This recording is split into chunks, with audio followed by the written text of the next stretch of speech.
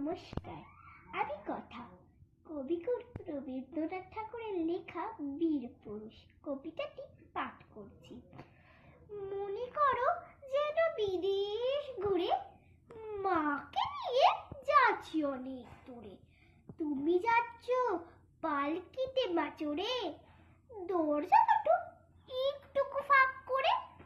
আমি যাচ্ছি রাঙা ঘোড়ার পরে, টকবগিয়ে তোমার পাশে পাশে। রাস্তা থেকে ঘোড়ার খুঁড়ে খুঁড়ে রাঙা ধুলোয় মেঘ ঘুরিয়ে আসে। সন্ধে হলো, সূর্য নামে পাঠে, এলিম যেন জোড়া দিঘির মাঠে।